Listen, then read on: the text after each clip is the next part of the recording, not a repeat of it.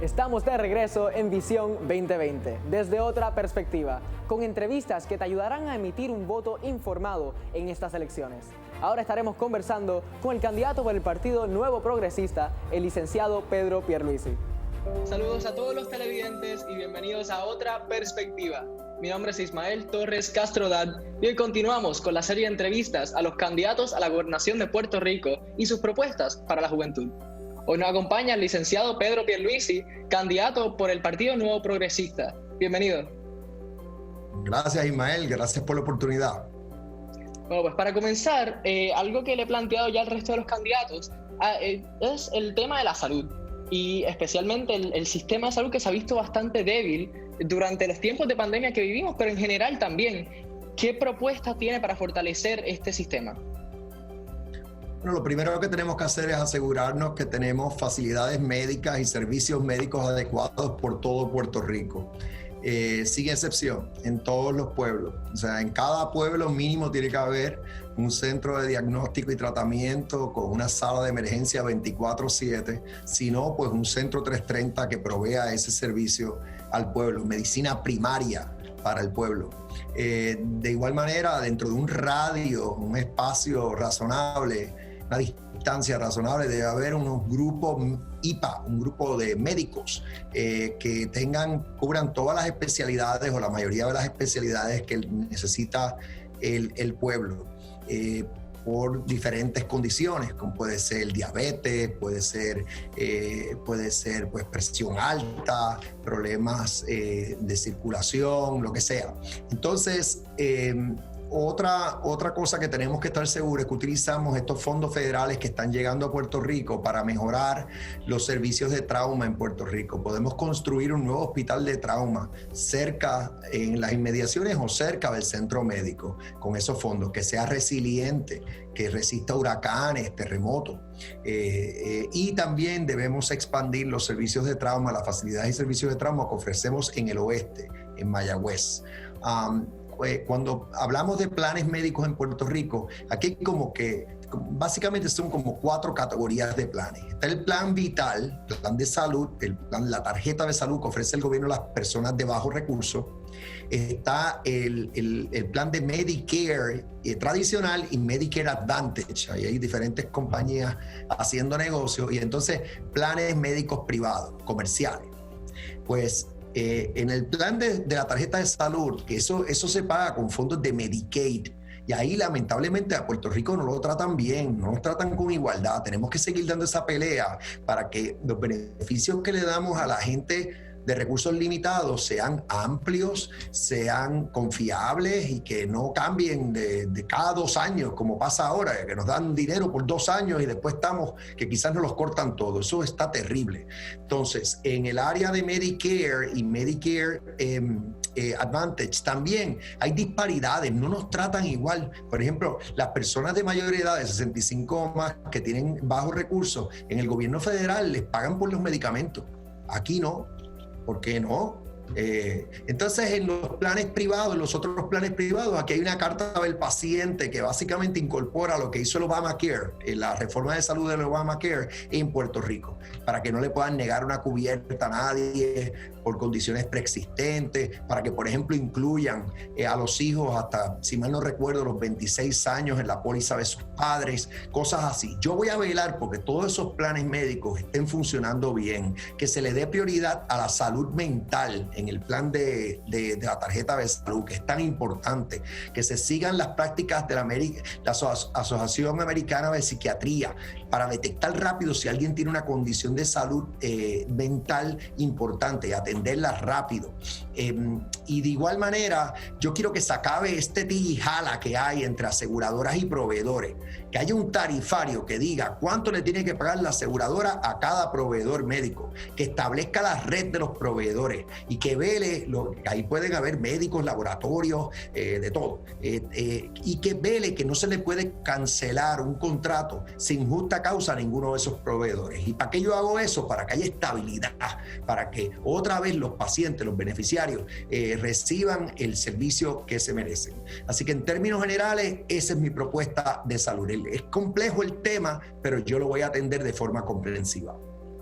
Bueno, otro tema que también puede ser igual de complejo, uno que también le afecta mucho a la juventud más que nada, y es el tema de salud.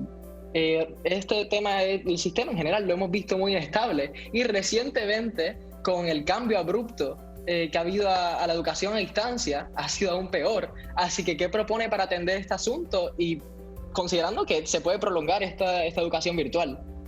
Bueno, en Puerto Rico tenemos dos sistemas de educación, el sistema de educación pública y las escuelas privadas.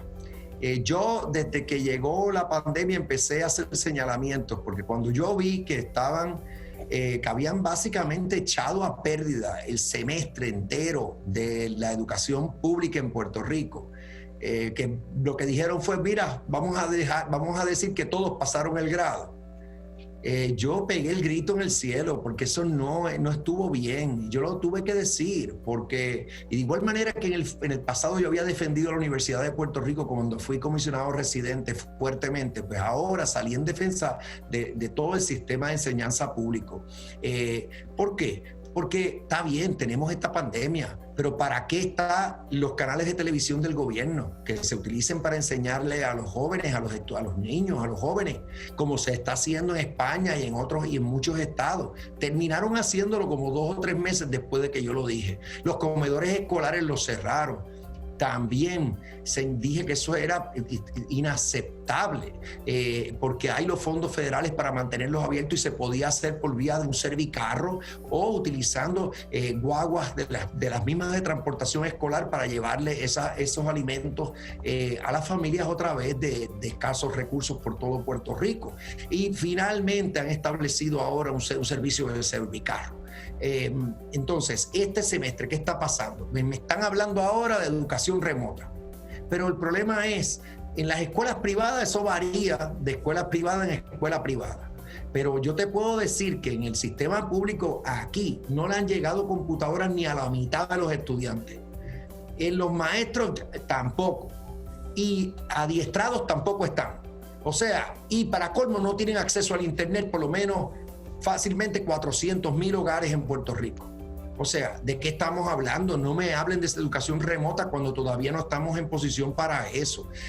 Así que yo siempre he dicho cosas básicas como utilicen los correos, utilicen los teléfonos, envíen los módulos a los estudiantes a sus hogares para que hagan sus tareas, para que sigan aprendiendo. Entonces, tarde o temprano, y deben haber unos planes, unos protocolos claros, hay que reabrir los planteles escolares, aunque sea parcialmente, porque la Asociación Americana de Pediatría ha dicho que la interacción social de los niños y los jóvenes es indispensable para su desarrollo. Esto no es como que ahora todos nos quedamos al frente de una computadora o un televisor. No, porque en el mundo uno tiene que interactuar con los demás. Y yo estoy diciendo que tienen que ya empezar a establecer los protocolos para, sea con horarios alternos, sea con alternando los días o escalonando los horarios. Hay que volver a la escuela, y puede ser que entonces lo hace de tal manera que la escuela nada más que tiene 50% del estudiantado en un momento dado, para que no haya tanta aglomeración, obviamente con mascarillas, protectores faciales, todo lo que sea necesario antes, pero eso de tú venir y decir, educación remota, gran cosa, no puede ser, no podemos, esto no es salud versus educación, es un balance, porque tú no puedes venir y dejar rezagada a toda una población de niños y jóvenes por un año entero sin educación. Eso es una barbaridad. Eso es un fracaso social. O sea que yo en este tema sí lo llevo bien por dentro. Y tengo unas ideas también de qué hacer con el sistema público en Puerto Rico. Le voy a decir bien rápidamente, permanentemente.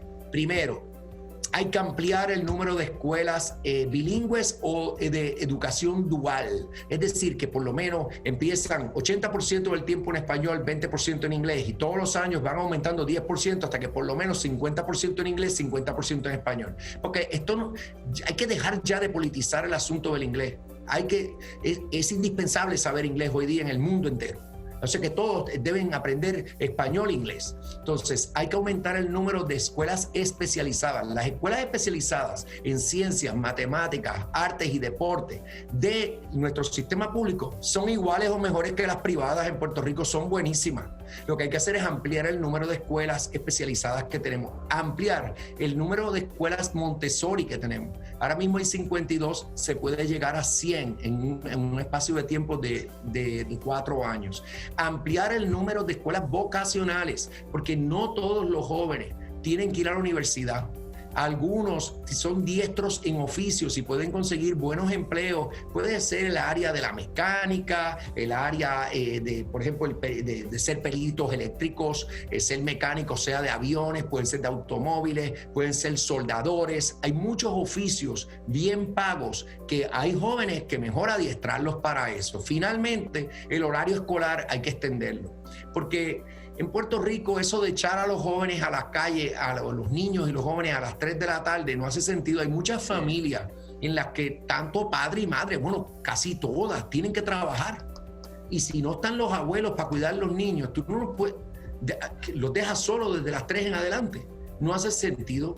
Así que lo que podemos hacer es traer maestros retirados que están en la mejor disposición de hacerlo. Le pagas a tiempo 3 horitas adicionales, 3 horas al día que trabajen, no le tienes que pagar tanto sin afectarle su pensión, para que ayuden, y en esas 3 horas adicionales pueden hacer las tareas, pueden, por ejemplo, tener cursos en arte, tecnología, deportes. Sí, pero mantenerlos educados, que no se rindan temprano en el día. Exactamente. Y Me parecen muy importantes todos estos planteamientos, pero ya nos queda muy poco tiempo, así que me gustaría que te dirigieras rapidito a nuestra audiencia y más que nada a la juventud que va a estar votando por primera vez en estas elecciones, lo orientes un poquito. Bueno, hay muchas cosas que yo quiero hacer por la juventud. Por ejemplo, a los jóvenes recién graduados, que el gobierno les ofrezca una primera experiencia de trabajo por 1 o 2 años, para que por lo menos no les digan no tienes experiencia, la quieren en el gobierno. A los jóvenes que no quieren un trabajo así de 8 a 5, de 8 a 4, que quieren montar su propio negocio, que el gobierno les dé capital semilla para que arranquen su propio negocio. Los jóvenes pueden contar conmigo, porque en el área de educación ni hablar, y para darles, echarlos para adelante al principio en sus carreras también, porque los necesitamos en Puerto Rico, no fuera de Puerto Rico. Y yo, que soy padre de 4 hijos ya profesionales, gracias a Dios, exitosos, abuelo de 4 nietos, yo me identifico mucho con la juventud, porque si le fallamos a la juventud hoy, le estamos fallando a Puerto Rico en su futuro. Es tan sencillo como eso. Cuenten conmigo, Puerto Rico cuenta con ustedes y yo cuento con ustedes de igual manera. Así que salgan a votar, esa es la mejor manera de expresarse. Vamos a echar a Puerto Rico hacia adelante y vamos a lograr esa igualdad que nos merecemos como ciudadanos americanos. Así mismo, pues muchas gracias por sacarle su tiempo para esta entrevista. Es muy importante poder educar a la juventud para que puedan entrar a las urnas de votación ya educados sobre los candidatos y las propuestas que tienen.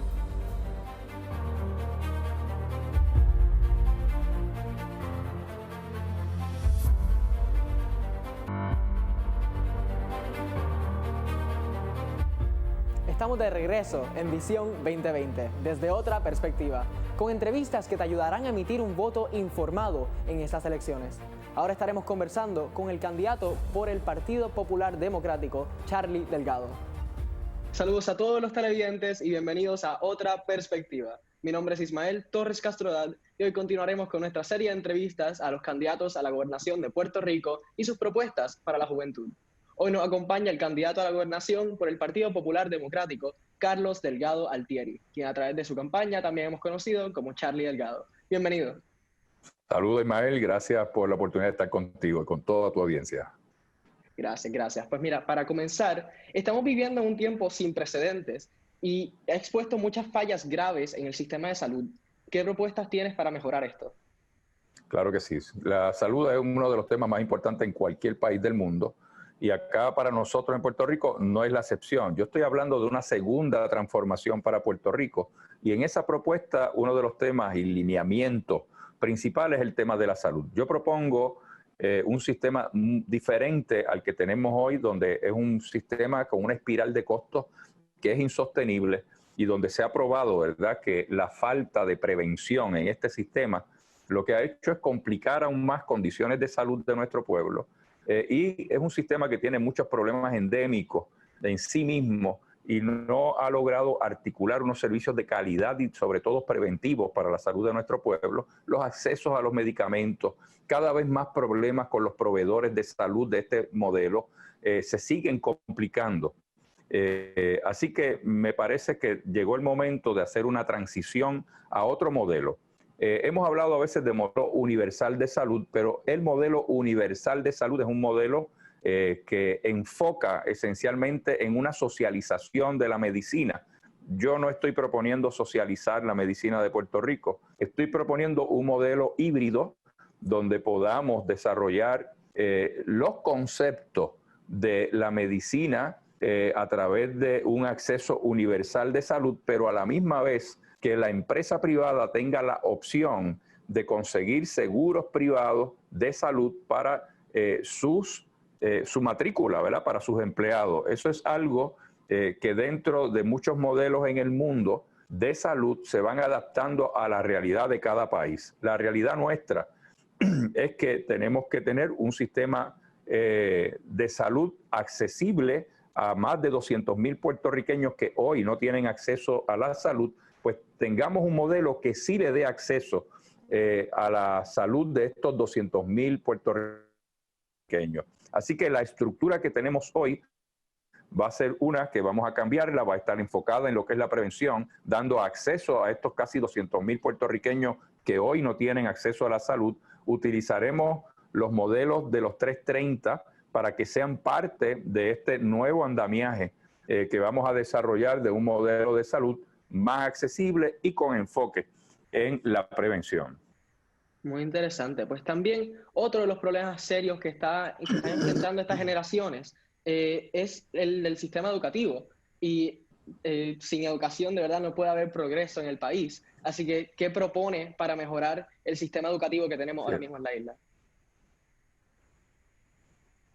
Correcto, Ismael. Lo que provoca la movilidad social en cualquier país del mundo es la educación. Puerto Rico ha tenido un modelo de educación pública que sirvió de manera excelente para esa movilidad social en la primera transformación de Puerto Rico con el proyecto Manos a la Obra de don Luis Muñoz Marín y su generación. Hoy llegó el momento de transformar el modelo de educación que tenemos y que sea uno mucho más holístico y más integral. Me refiero a un modelo parecido a lo que es Montessori, que dicho sea de paso, Montessori, ese modelo, hay 52 escuelas públicas en nuestro sistema público que son Montessori y que sirven a más de 18,000 jóvenes. Ha demostrado un éxito extraordinario este modelo donde prácticamente no hay deserción escolar, es cero la deserción escolar en estos 19,000 estudiantes que están en estas 52 escuelas Montessori en Puerto Rico, que son escuelas, vuelvo a repetir, del sistema público de Puerto Rico. Ese modelo, que es un modelo que ayuda a que el niño, de acuerdo a su capacidad de aprendizaje, pueda el maestro identificar cuáles son sus inquietudes, cuáles son sus debilidades académicas y cómo se pueden ir reforzando a través de esa educación más personalizada y más directa, atendiendo la necesidad de ese niño. No todos los niños tienen la misma capacidad de aprendizaje. Dios nos hizo diferente a todos. Por lo tanto, poder descubrir cuáles son las capacidades de estos niños, cuáles son sus inquietudes, cuál es su capacidad de aprendizaje y cómo nos movemos con este niño a medida que va adelantando en sus edades y sus grados académicos, pues el niño pueda ir ya definiéndose si va a ir para cursos vocacionales o si va a ir para la corriente regular. Esto nos va a ayudar, un modelo como este, a identificar esa realidad de nuestros niños e inducirlo. Si el niño va a ser el mejor mecánico, pues vamos a sacar de él el mejor mecánico de Puerto Rico. Ese modelo es el que, para mí, va a transformar la educación de nuestros niños y obviamente esto va acompañado de todo un nuevo andamiaje administrativo de nuestras escuelas. También abrir las escuelas de 3 de la tarde hasta las 6 de la tarde va a provocar ayudar a las familias, papá, mamá, que estén estudiando, que estén trabajando, sepan que una vez su niño terminó la escuela a las 3 de la tarde, se queda allí mismo recibiendo tutoría, recibiendo ayuda en todos aquellos aspectos que tengan que ver con su mejoramiento académico, deportes, artes. Así que queremos que estos niños estén ocupados llevando a cabo actividades extracurriculares luego de las 3 de la tarde hasta las 6 de la tarde. Esto va a ser en función de la familia puertorriqueña y obviamente tenemos dinero suficiente para que esto ocurra y que ese dinero llegue a los niños, llegue a los maestros y llegue hasta las escuelas públicas, que es donde tiene que estar ese dinero, que hay suficientes billones de dólares para tener una mejor educación en Puerto Rico. Algo bastante importante dentro de ese mismo tema, que le debe preocupar bastante a la juventud también, es que ahora mismo estamos viviendo una pandemia que como nunca antes, y de ser electo entraría en el cargo en enero y todavía debe estar la pandemia, porque esto no es algo que se va del día a la noche. Así que, ¿qué propone para ajustar ese plan que usted tiene para la educación dentro de los tiempos que estamos viviendo?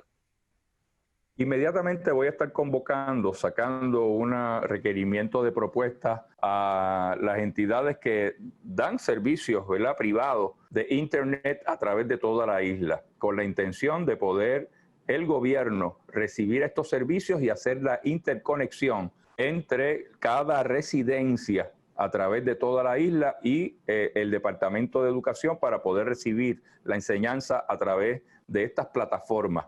Así que eso lo vamos a estar haciendo inmediatamente. Es una responsabilidad del Estado el que cada niño tenga acceso a la Internet como modo de enseñanza. Nuestra Constitución le garantiza a nuestros niños que es el gobierno quien tiene que cubrir los gastos educativos de nuestros niños. Por lo tanto, los gastos que hoy nos estamos evitando abriendo las escuelas y que hay unas economías, pues vamos a utilizarlo para poder pagar a estas empresas privadas la conexión de nuestros niños a través de toda la isla. Así que eso lo estaremos haciendo inmediatamente una vez asumamos la dirección de nuestro gobierno en enero próximo. Será una de las primeras actividades que llevaremos a cabo para tener, obviamente, una interconexión para todos los niños a través de todo Puerto Rico. Qué bueno, pues finalmente, ¿tiene algún mensaje para nuestra audiencia, especialmente aquellos jóvenes que nos ven, que van a estar votando por primera vez ahora en las elecciones en noviembre?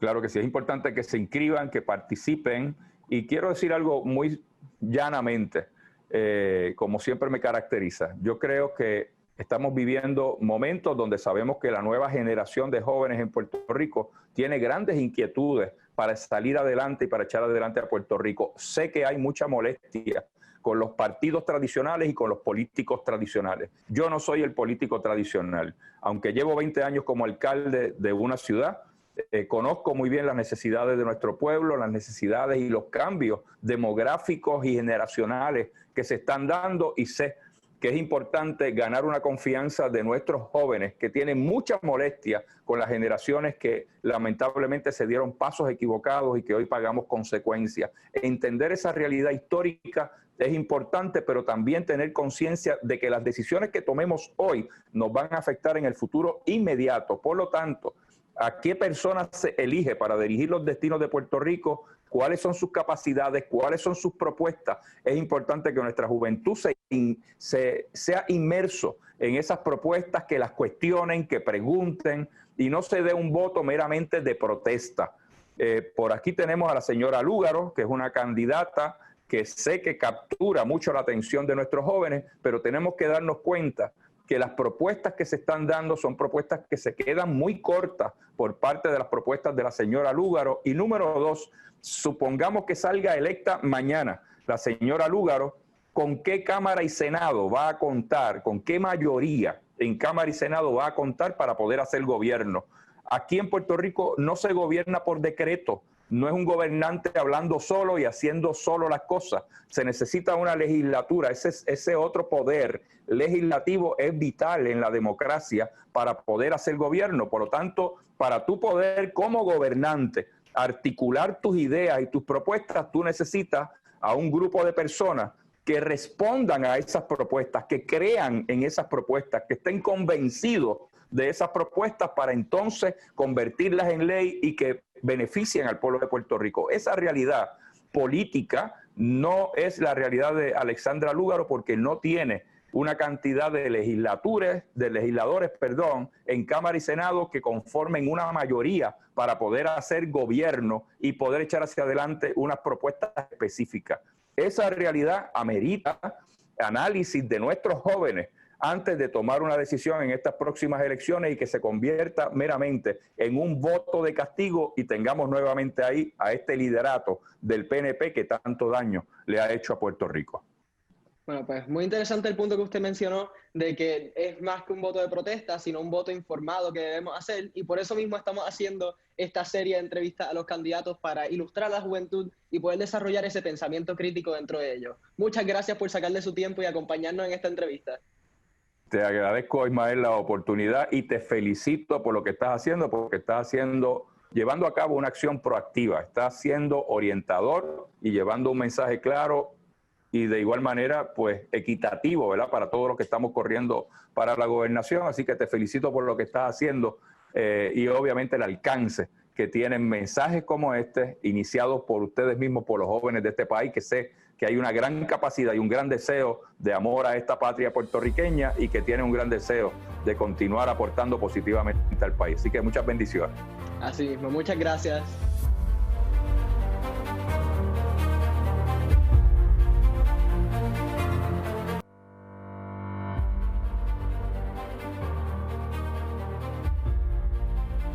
Estamos de regreso en Visión 2020, desde otra perspectiva, con entrevistas que te ayudarán a emitir un voto informado en estas elecciones.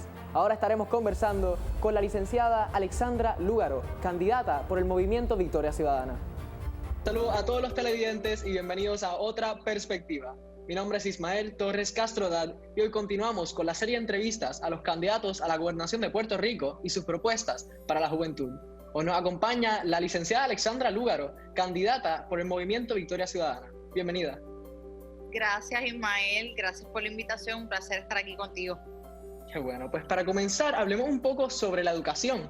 Los estudiantes llevamos desde el paso del huracán María en septiembre de 2017 sufriendo unos servicios de educación bastante inconsistentes y ahora está empeorado con la pandemia. ¿Qué plan tiene para resolver este caos que tanto ha afectado al país y a la juventud? Yo creo que más que inconsistentes han sido servicios inexistentes de educación. Nuestros estudiantes han sufrido interrupciones luego de los huracanes Irma y María, luego de los terremotos y ahora con la pandemia. Con todas esas ocasiones, el Departamento de Educación todavía es la hora que no ha preparado un plan para continuidad en los servicios durante momentos de crisis nacional o crisis regional en el caso del sudoeste del país. Una de las cosas importantes que tenemos que destacar cuando hablamos de este tema es que durante los pasados años se ha desaprovechado la oportunidad y los recursos que han existido para establecer unas plataformas de acceso al Internet. Ahora, ante la pandemia, de repente se pretende movernos a lo que son clases virtuales cuando nuestros estudiantes no tienen ni siquiera acceso a Internet de alta velocidad o los recursos tecnológicos para poder tomar estas clases. Yo creo que en primera instancia, Puerto Rico tiene que comenzar a preparar para de cara al futuro tener estos servicios de Internet que lleguen directamente a todas las regiones. Esto lo podemos hacer a través de Prepanet y se empiecen entonces a establecer unos servicios coherentes virtuales, porque de nada nos sirve en estos momentos regalar computadoras si esas computadoras no cuentan con unos programados en unas áreas específicas para atender lo que son unas enseñanzas en ciencias, español, inglés, matemáticas y otras áreas integradas. Pero más allá de eso, lo importante es qué vamos a hacer ahora, en lo que establecemos ese Internet, en lo que logramos que los estudiantes tengan los equipos. Primero, vamos a tener que usar lo que hay, que es el canal del gobierno, WIPR. En estos momentos el gobierno tiene un canal que tiene más de 10 licencias, lo cual nos permitiría proveer instrucción televisada a nuestros estudiantes en los distintos niveles, elemental, intermedia y superior. Que los estudiantes de elemental puedan sintonizar determinado canal en determinados horarios y así lo pueden hacer los estudiantes de otros niveles. Ya se ha probado que los mecanismos de instrucción a través de la televisión, si son diseñados de forma adecuada, hacen que los estudiantes retengan ese conocimiento, nos permiten la integración de una tecnología que las personas sí tienen en sus hogares, que es un televisor. Eso, acompañado de unos módulos académicos, que ya el departamento los tiene. El departamento por años le ha exigido a diferentes empresas que creen modelos y bancos de recursos académicos que luego pasan a ser propiedad del departamento. El departamento lo que tiene es que imprimir estos módulos y que tengamos en televisión un maestro que va con los estudiantes explicándoles cada concepto. Ahora usted va a la página 8 de su módulo, ahí usted va a tener esta gráfica, esto es lo que significa, y ahí lo va explicando. Eso permite que haya al menos una instrucción, un tiempo entre profesor y estudiante. No se está perdiendo todo ese tiempo sin que los estudiantes tengan unas capacitaciones. Al día de hoy, ¿qué ha hecho el departamento? Decir que va a pasar a todos los estudiantes con A. Como si tener en un papel te diera unas destrezas en geometría, en álgebra, en comprensión de lectura, en análisis. Tenemos que pensar en la educación como clave para todas las áreas del país, y en Victoria Ciudadana, sin duda alguna, nuestro plan es que la educación sea punta de lanza del desarrollo en todas las áreas. Muy interesante. También otro tema muy importante que hace falta cubrirse es el de la salud. Esto tal vez no se le ha brindado la profundidad que hace falta, la atención, y es uno que se ha mostrado que está en decadencia ya. ¿Qué opciones tiene para mejorarlo? ¿Y es la privatización una de estas opciones? Definitivamente no es la privatización. De hecho, en el 94, bajo Pedro Rosselló Padre, el sistema de Puerto Rico, que en aquel momento teníamos un sistema, para el 74, Puerto Rico tenía un sistema de excelencia en el área de la salud. Éramos la jurisdicción número 14 en el mundo en cuanto a expectativa de vida. En el 94 se convirtió no en el sistema de salud, sino en el negocio de la salud. Un modelo bajo el cual unas aseguradoras se quedan con la mayoría del presupuesto destinado a la salud de Puerto Rico, y ese presupuesto no llega ni a los profesionales de la salud ni a los pacientes. Nosotros en Victoria Ciudadana estamos promoviendo lo que es un sistema de salud universal con pagador único. Es un sistema mediante el cual, si vemos el original, donde estamos ahora parados, el sistema actual funciona de la siguiente manera. Este es el pote con los recursos. De ese pote los recursos van a las aseguradoras que sirven como intermediarias. Ellas se quedan con la mayoría de ese pote y lo que sobra es lo que va a los pacientes y a los profesionales de la salud. Nosotros estamos estableciendo eliminar las aseguradoras como intermediarios, que todo ese dinero vaya directamente al paciente para cuidado preventivo primario, que vaya a los médicos para que los podamos retener, para que podamos retener a los tecnólogos de laboratorio, para que podamos retener a nuestros enfermeros y a enfermeras. Yo creo que en la medida en que creamos un sistema de salud universal, que es el modelo que han utilizado los países con los 30 mejores sistemas de salud del mundo, esto no estamos hablando de que esto es una teoría, un sistema utópico. Los mejores 30 sistemas de salud del mundo son sistemas de salud universales. El único país industrializado que no tiene ese modelo es los Estados Unidos, que tiene un modelo de lucro, que es del que se copió Puerto Rico. Nosotros tenemos que copiar las cosas buenas de donde vengan. Las cosas malas, esas sí hay que rechazarlas. En el caso del sistema de salud, ¿qué ha ocurrido con este sistema que tenemos? Tenemos un sistema donde el cuidado de su salud depende de cuánto dinero usted tenga en el bolsillo. Y vemos personas vendiendo bizcochitos, haciendo recolecta para salvar a sus hijos, para salvar a sus hermanas, a sus abuelas. El sistema no tiene por qué ser así. Los recursos están, lo que tenemos es que distribuirlos directamente a las personas que son beneficiarios de su sistema. También algo que hemos visto mucho recientemente, un movimiento dentro de la juventud que la favorece a usted y a Juan Dalmau sobre el resto de los candidatos. ¿Cree que esto es una respuesta directa del verano del 19 o puede ser también una tendencia que se seguirá desarrollando en los próximos años? Bueno, yo creo que definitivamente es una tendencia ya para las pasadas elecciones en el 2016, cuando se hizo una evaluación de las personas que votaron por mi candidatura. Más del 50% eran precisamente jóvenes y nunca pues se había visto en una candidatura anterior tanta juventud que se levantase a ser partícipes de un proceso electoral. Esto ha seguido aumentando ante la indignación de lo que hemos estado viviendo, ante una juventud que tiene mayor acceso a las redes sociales y a la información, que puede fiscalizar de mejor manera, una juventud que ya no se cree todas estas etiquetas de miedo, de venderle que si Puerto Rico estuviese con personas progresistas en la gobernación, estaríamos perdiendo todos los recursos, estaríamos muriéndonos de hambre. Nuestra juventud sabe que no es así. Nuestra juventud ha visto otros modelos en el mundo, donde estas prácticas progresistas lo que hacen es atender temas centrales como la desigualdad, como la pobreza, como el discrimen.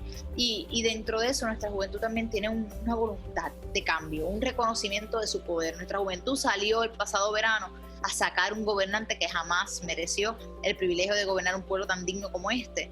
Y ahora esa juventud sabe el poder que tiene cuando se une. Por lo tanto, ese poder lo van a seguir utilizando una y otra vez y esperemos que en estas elecciones vuelvan a utilizar todo ese poder que tienen para sacar un gobierno corrupto y sustituirlo con personas competentes y decentes y honestas. Bueno, pues también voy a aprovechar que mencionaste las elecciones pasadas, porque me parece interesante que en 2016 corriste como candidata independiente y ahora tienes el apoyo de un partido. ¿Qué te llevó a cambiar ahora y cree que el movimiento Victoria Ciudadana está preparado y tiene una base lo suficientemente fuerte como para derrotar el bipartidismo? Mira, lo que me llevó primero al cambio es que hay que reconocer que el momento que estamos viviendo es bien distinto al que vivíamos en el 2016. Ahora tenemos una Junta de Control Fiscal que no se tenía en aquel momento. En aquel momento se hablaba de la posibilidad de una junta, pero no estaba la junta operando en sí. Ahora vemos que con la ley promesa, lo único que sirve de freno a esa Junta de Control Fiscal, a esas medidas que quieren imponerle al pueblo, es tener una legislatura con la voluntad política para ponerle un alto a todas estas medidas. Y por eso es que es tan importante que reconozcamos esto como un nuevo país, como un país en el que nos hace falta un equipo colectivo, un equipo donde podamos desde diferentes áreas trabajar a favor de una política pública. La ley electoral está hecha para perpetuar a los partidos en el poder. Y bajo ese reconocimiento tenemos que entender que una persona no va a cambiar el destino del país. Tenemos que trabajar como colectivo y eso es que apuesta a Victoria Ciudadana, un movimiento donde nos hemos unido. Personas muy diversas, personas con diferentes ideologías de estatus, personas con diferentes trayectorias, diferentes contextos laborales, pluralidad de posiciones, y esa diversidad es la que nos fortalece. Entendemos que no hay por qué seguir clasificándonos por el estatus que defendemos cuando hay tantas cosas que tenemos en común. Nosotros en Victoria Ciudadana hemos apostado a un movimiento donde coexistimos estadistas, independentistas, personas que creen en la libre asociación, pero que creemos en las mismas cosas en cuanto a la educación pública, en cuanto al sistema de salud, en cuanto al acceso a la justicia. Si estamos apostando a Victoria Ciudadana, yo le puedo asegurar que no solamente tendremos más apoyo que las pasadas elecciones. Victoria Ciudadana se perfila como la primera oportunidad real que tiene Puerto Rico de salir del bipartidismo, una oportunidad que no podemos perder. Y en nuestro movimiento, esa opción que tiene las posibilidades de no solamente vencer al bipartidismo, sino de ubicar suficientes personas en Cámara y Senado para que esto no sea un movimiento simbólico, para que realmente tengamos mayoría en ambos cuerpos y podamos hacer lo que vinimos a hacer. Pues qué bueno. Pues finalmente, para cerrar la sección, me gustaría que se dirigiera a nuestra audiencia y especialmente a aquellos jóvenes que van a estar votando por primera vez en estas elecciones. Bueno, primeramente mi agradecimiento a toda la juventud que ha dado un paso al frente en los procesos de inscripción, a toda la juventud que ha decidido salir a la calle a protestar y a exigir derechos, que entienden el valor de los procesos democráticos, que reconocen que la democracia no es solamente ir cada 4 años a votar, sino que hay que participar activamente en los procesos, que hay que informarnos, que hay que hablar con otras personas sobre esto. Y mi exhortación es a que estas elecciones serán únicas, a que busquen información sobre las posturas de todos los que nos estamos presentando a la gobernación, sobre los candidatos que se presentan junto a nosotros, que busquen cuáles son las propuestas que se presentan y cómo estos candidatos explican cómo lo van a hacer, con qué dinero lo van a pagar, cómo lo van a lograr bajo el marco jurídico vigente. Eso es bien importante. Nos han engañado por demasiado tiempo con promesas. Nuestra juventud es la primera que tiene que exigir cuentas. Nuestra juventud que ha pagado el precio más alto de la crisis, porque nuestra juventud es la que se está viendo ante la posibilidad de tener que irse del país porque en Puerto Rico no existen las oportunidades para ellos desarrollarse con calidad de vida. Y es por eso que es la juventud la que le toca ponerle un freno a toda esta incompetencia y llegar a estas elecciones a hacer un cambio verdadero. Yo estoy segura que en 10 años vamos a mirar los libros de historia y vamos a ver una página dedicada a las elecciones del 2020. Y yo espero que la juventud de Puerto Rico cuente con un capítulo completo en esa historia, que sea la juventud la que nos lleve a ese cambio que va a definir el resto de nuestras décadas y el futuro de nuestros hijos y nietos y próximas generaciones. Así mismo, qué bueno y muy importante eso, tomar un voto informado, y por eso estamos haciendo esta serie de entrevistas a los candidatos, que espero que puedan aprovechar toda la información que estamos compartiendo aquí. Gracias, Ismael, por la oportunidad. Gracias a ti, Alexandra.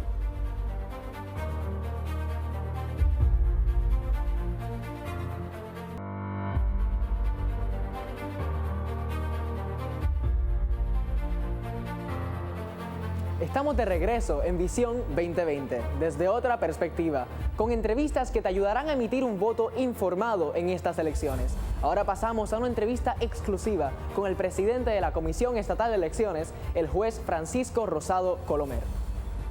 Saludos a todos los televidentes y bienvenidos a Otra Perspectiva. Mi nombre es Ismael Torres Castrodad y hoy estaremos conversando con el presidente de la Comisión Estatal de Elecciones, Francisco Rosado Colomer. Bienvenido. Buenas tardes, Ismael, y buenas tardes a la audiencia del programa. Bueno, pues para comenzar debemos mencionar que usted lleva alrededor de un mes como presidente de la comisión. ¿Cómo describiría el ambiente bajo el que llegó luego de la renuncia de Juan Ernesto Dávila? Pues tengo que decir que todavía no cumple el mes, estoy en mi cuarta semana, y yo lo que encontré fueron muchos empleados dispuestos a retomar el proceso y que el pueblo volviera a tener la confianza en el proceso, que el pueblo eliminar la incertidumbre que tenía el pueblo y ese ánimo que había y esa cooperación de todos los funcionarios, y debo agradecer a los funcionarios y agradecer a los comisionados por la cooperación que han tenido hacia este servidor y hacia la presidenta alterna, para que regresemos a lo que la comisión era antes. Yo le he dicho a todos los comisionados y a todos los empleados que la comisión siempre ha sido eje de controversia por los temas que atiende, pero son por el tema, no por la comisión en sí. Y todos están de acuerdo conmigo que la comisión como institución no debe ser una controversia, que el derecho al voto, que es la base de la democracia, es demasiado importante. Y tengo que decir, todos los empleados saben cómo llevar la elección. Yo lo que estoy es dirigiendo, pero ellos son los que conocen cuáles son las tareas que hay que hacer, la secuencia en la que hay que hacer y las necesidades para que sea una elección, como dice el código, que sea transparente, que sea confiable, que sea segura para todos. Y una de las cosas más importantes es que el voto de todos tenga el mismo peso. Así que sí, yo encontré mucho ánimo para sacar esto adelante, y de eso yo me siento agradecido, porque todo el mundo que me tropecé con ellos, que me presento con ellos, están en ese mismo barco. Qué bueno, qué bueno. Y pues también hay unas fechas muy importantes que me gustaría mencionar, que de aquí al 3 de noviembre tenemos unos 176,000 electores que han pedido el voto adelantado. Y tenemos unas fechas que me gustaría recordarle a nuestra audiencia. Tenemos el voto a domicilio, que sería el 24 de octubre al 2 de noviembre, el voto adelantado, que sería el 31 de octubre, el voto de los confinados, que sería el 1 de noviembre, el voto de hospital, 2 de noviembre, y las elecciones generales, que son el 3 de noviembre. ¿Cómo van los trabajos de la comisión para poder cumplir con estas fechas? Pues me gusta que hayas traído a la atención todas esas fechas, porque de ordinario miramos la elección como el 3 de noviembre. La elección empezó desde el 19 de septiembre, cuando enviamos esas papeletas vía electrónico a lo que se conoce como UOCAVA, que son los que están en alta mar, los overseas, los militares. Ahí enviamos 438 papeletas, de las cuales 11 de los electores solicitaron que fueran físicas las papeletas. El 24 de octubre es la fecha que hasta ahora está fijada para ese voto a domicilio. El voto a domicilio, el día de hoy, los últimos números que tenemos son casi 97,000 electores. Para eso se está evaluando si podemos adelantar esa fecha, pero todo esto tiene una logística, y fue lo que le mencioné. Para poder sacar el voto a domicilio tenemos que hacer rutas, tenemos que hacer maletines, y necesitamos unos materiales para construir un maletín.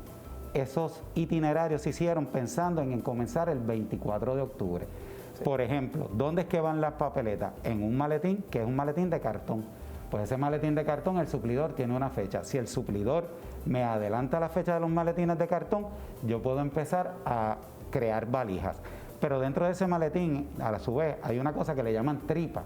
¿Y qué es la tripa? Pues tripas son las herramientas que tienen los funcionarios para atender la elección, que son el Sharpie, que si el tape, que si la lupa. Esos materiales de oficina que tienen están dentro de esa caja. Eso va dentro de una cajita. Entonces, esa cajita hay que ver cuándo llega, porque la elección no es solo colocar una marca. Detrás de esa marca que pone o coloca el elector en la papeleta, hay todo un andamiaje de procesos paralelos que están ocurriendo, calibrando máquinas, dando mantenimiento a máquinas, compras, está todo el tiempo adquiriendo bienes para que se complete eso. Así que ese primer voto, que es el 24, va a depender si logramos tener un itinerario que permita tener otra cosa. Los maletines salen el 23, no el 24. Sí. Así que si ya yo tengo un itinerario para sacar los maletines el 23, tengo que tenerlos listos el 22, pues entonces tengo que mirar si los puedo tener listos desde el 20, quizás para 2 o 3 días adicionales. Ciertamente el voto a domicilio no es un voto nuevo. Nosotros siempre hemos ido a buscar ese voto a los encamados, que son los que tienen problemas de movilidad, pero nunca habían sido 96,000. Eso es lo que es el gran reto, es ese volumen. Reto para la comisión, que nuestros empleados lo están enfrentando y están todos positivos que podemos lograrlo. Y reto para los comisionados, porque ese voto lo administran funcionarios que son voluntarios de ordinario. Entonces, yo digo que voy a celebrar 2 elecciones. Tras que llegué cerca de la elección, voy a celebrar 2. El voto adelantado ya va por 207,000. Wow. Así que nosotros tenemos, que yo vi un reportaje, que hay 2,353,000 y unos tantos que están inscritos. Pero de ese 2,353,000, históricamente, muchos menos son los que votan. Sí, se estima que será como un 70%. Exacto. Porque recordarás que en la elección anterior se incluyeron unos inactivos por una decisión federal. Exacto. Y se dijo que hubo una participación de 57% o un 58%, que no es acorde al histórico de nosotros. Pero va a seguir siendo 1.650 millones. Así que estamos ya sobre el 10% de los votantes que están solicitando adelantado. Ese es el primer voto. Ahora, tenemos el voto de confinado. El voto de confinado es el voto regular, pero el voto adelantado precinto está en 52,000. Eso quiere decir que tenemos una elección buscando el voto con 92,000 y en el mismo tiempo va a intercalarse una elección que es adelantada porque es un voto antes del 3, pero es utilizando el mismo mecanismo del 3. Lo que tenemos es menos unidades.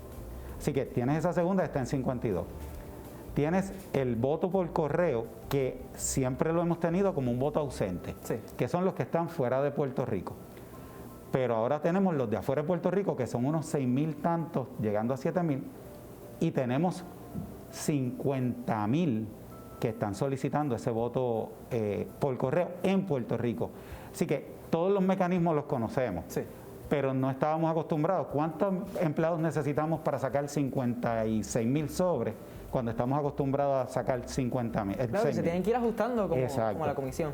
Y todo eso lo estamos haciendo.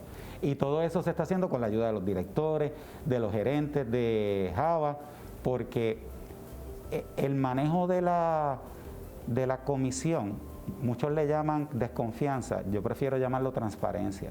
No es que tú desconfíes de mí, es que si los dos estamos al tanto de lo que está ocurriendo, pues nadie está escondiendo nada. Claro, y me gustaría abundar un poco en ese tema de la transparencia, porque como hemos hablado, son muchísimas piezas de movimiento y es un equipo muy importante el que tienen trabajando aquí en preparación para el evento completo electoral que habrá en el país. Así que me gustaría que se dirigiera a nuestra audiencia para restaurar un poco esa confianza, ya que muchos están un poco escépticos entrando a las elecciones generales y el proceso completo que lo rodea, basado en lo que ocurrió en las primarias. Yo tengo que decirle a todos esos electores que están allá afuera, primero, que el derecho al voto no es un derecho que nosotros nos regalaron, es un derecho que nos lo ganamos y es bien importante ejecutarlo.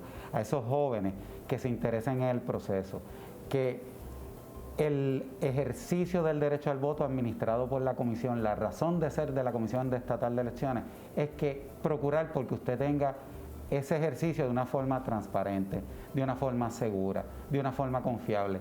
Y lo más importante, cuando usted sale a votar, ese derecho al voto es igual para todos y eso nos une. Así que, como dice la comisión, sal a votar por lo que nos une. Exactamente. Y pues aquí nuestra audiencia, la mayoría son jóvenes que van a votar por primera vez en las elecciones. ¿Tiene alguna sugerencia para la juventud? Que salga a votar, que no se quede en su casa, que no se vaya a la playa, para eso hay tiempo de más. El ejercer el derecho al voto, usted es el que escoge. Así que yo no puedo decirle por quién votar, yo sí le puedo pedir, vote. Ese es el ejercicio de cuál se basa nuestro sistema y la democracia. No podemos perder eso. Bueno, pues ya lo han escuchado aquí y van a tomar un voto informado, porque aquí mismo ya hemos entrevistado a los 6 candidatos a la gobernación y han escuchado todas sus propuestas. Gracias, Francisco, por sacar de tu tiempo para dirigirte a la juventud. Gracias a ti por darme la oportunidad. Buenas tardes.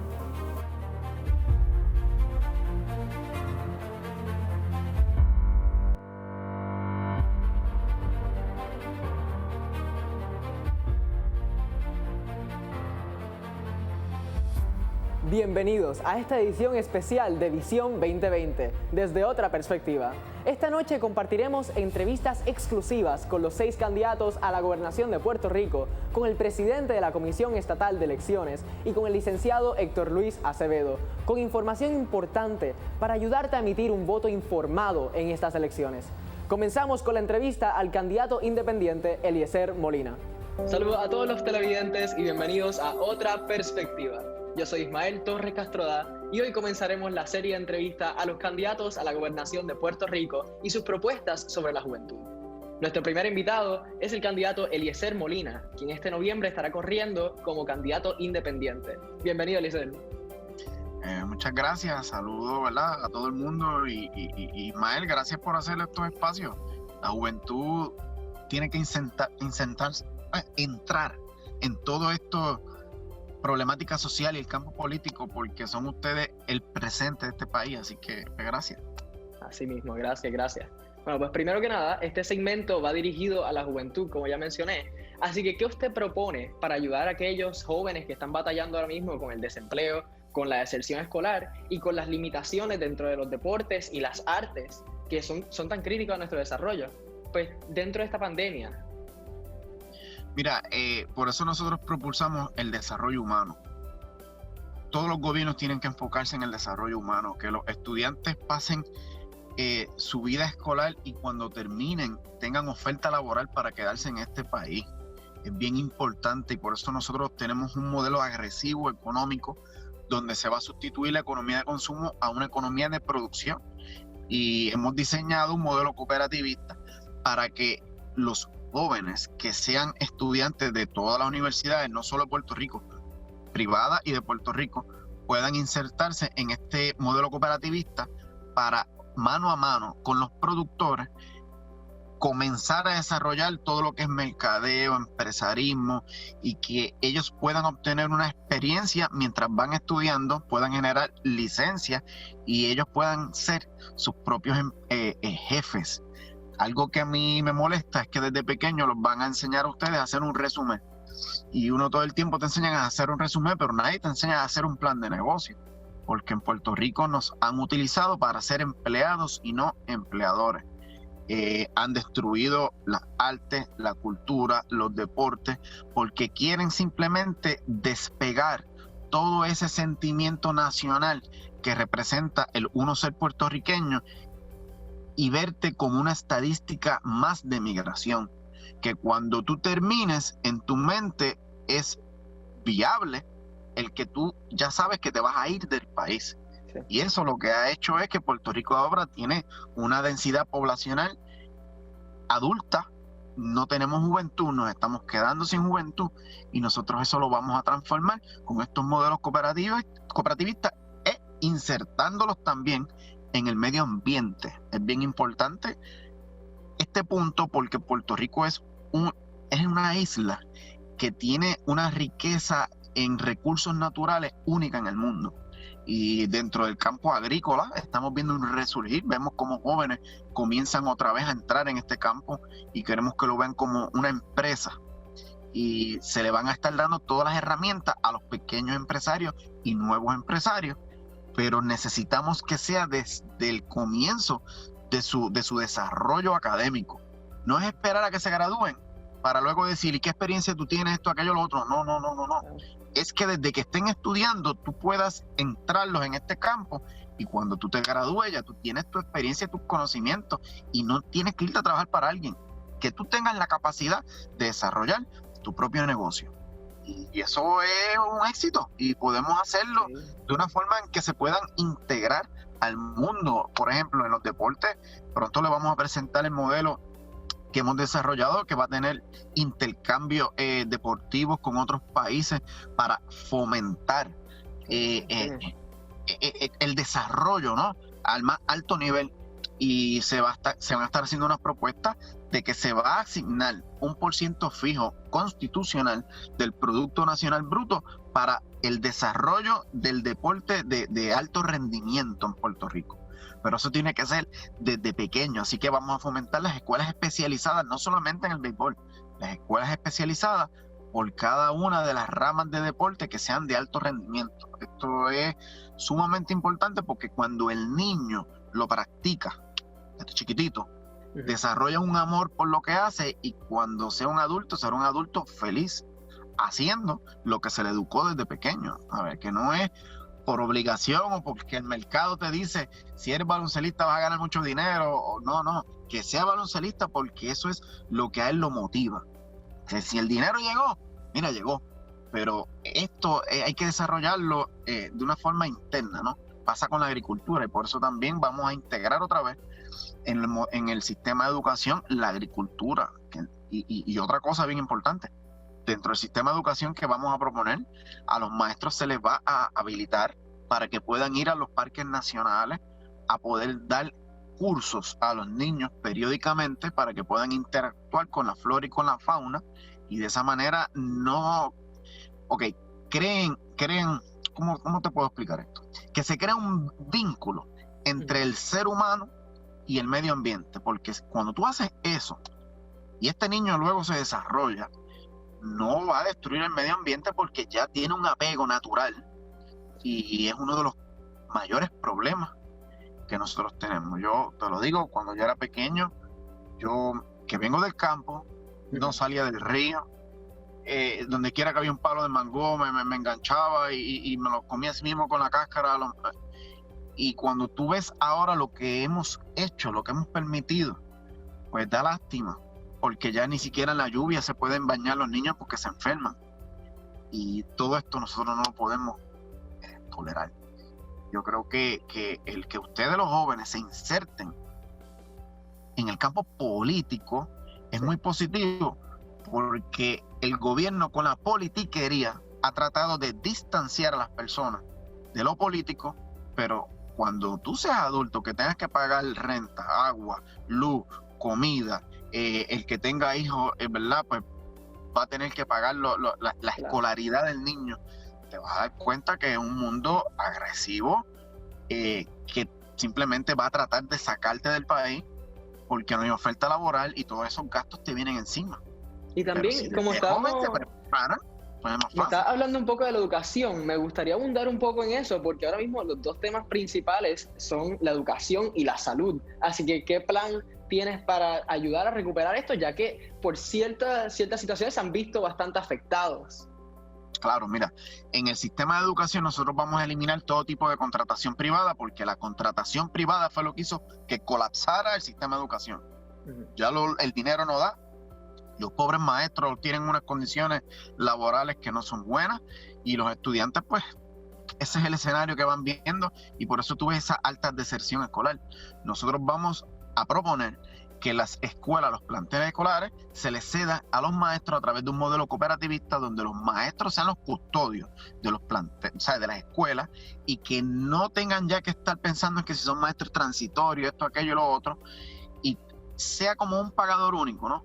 Que los maestros hagan el inventario de todo lo que necesitan las escuelas y que el gobierno les supla de forma directa, sin intermediarios. Ahí se acaba la corrupción, ahí se acaba el gasto excesivo y el dinero va a comenzar a llegar.